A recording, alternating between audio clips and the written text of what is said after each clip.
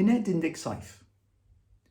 Yn uned 17, da ni'n cymharu, comparing, ansoddeiriau, adjectives eto. Yn Saesneg, da ni'n deud pethau fel tallest, shortest, richest, hottest ac yn y blaen. Da ni'n ychwanegu est i'r ansoddair. Yn Gymraeg, da ni'n gwneud yr un peth drwy ychwanegu a i'r ansoddair. Felly, tallest ydy tala, shortest ydy byra, poeth yn troi'n poetha, ac oer, oera. Dilynwch i'r patrwm. Mae Dafydd yn dal, ond Bob ydy'r tala. Mae Susie yn fyr, ond Delyth ydy'r fyra. Mae Curry Madras yn boeth, ond Vindaloo ydy'r poetha. Yn Gymraeg, da ni'n gallu pwysleisio, emphasise, rhywbeth mewn brawddeg, sentence.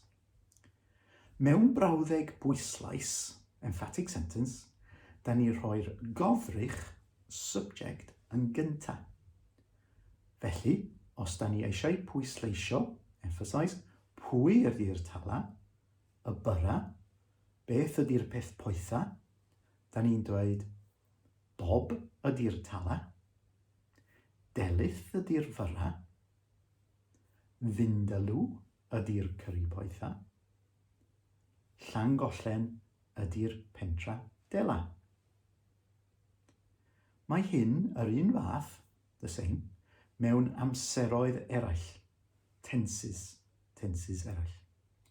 Bob oedd y tala, Delyth oedd y fyra, Tesni fydd yr hapusa.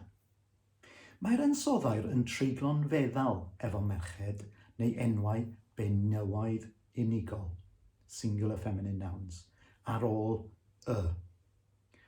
Gareth ydy'r tala, ond Mari ydy'r dala.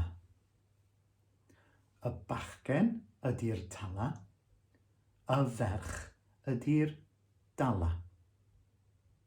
Ond os ydych chi'n defnyddio enw lluosog, plural, does na ddim treiglad. Y merched ydy'r tala. Cathod ydy'r glana. Yn uned 16, gwnaethon ni weld bod na newid yn sŵn ansoddeiriau sy'n gorffen efo dy, g a b. Felly, mae rhad yn troi'n rhata. Mae drud yn troi'n dryta. Teg yn troi'n teca. Gwlyb yn troi'n gwlypa. Felly, mae'r dy yn rhad yn troi'n ty. Mae'r dy yn drud yn troi'n ty, yw'n neud yn dryta. Y g yn teg yn troi'n c, yn troi'n teca. A'r b yn gwlyb yn troi'n gwlypa. Mae rhai ansoddeiriau yn afreolaidd, irregular, felly dydyn nhw ddim yn dilyn y patrwm. Da ni'n gorfod dysgu rhain. Felly mawr yn troi yn y mwyaf, the biggest, the most, y mwyaf. Bach yn troi'n lleia, the least neu the smallest, y lleia. Da yn troi'n gorau, best. Drwg yn troi'n gweitha, worst. Uchel yn troi yn ucha, highest. Isel yn troi yn isa, lowest. Efo ansoddeiriau hir, rhaid i ni roi mwyaf neu lleia o flaen yr ansoddair. Felly, y plentyn mwyaf swnllyd, y llyfr lleiaf diddorol.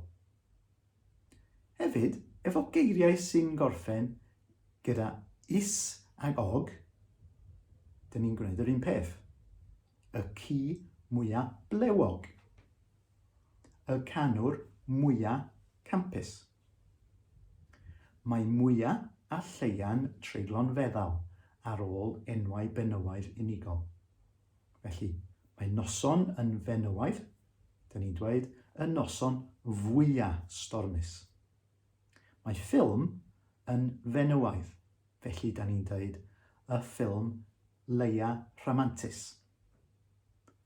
Mae cath yn fenywaidd, felly dyn ni'n dweud y gath fwyaf blewog. Cantores, benywaidd, felly dyn ni'n dweud y gantores fwyaf campus. Achos bod pwyslais, emphasis yn y patrwm, yr ateb i'r cwestiwn ydy ia, naci neu na. Siarad ydy'r peth pwysica? Ia. ABBA oedd y grŵp gorau? Naci. Y Beatles.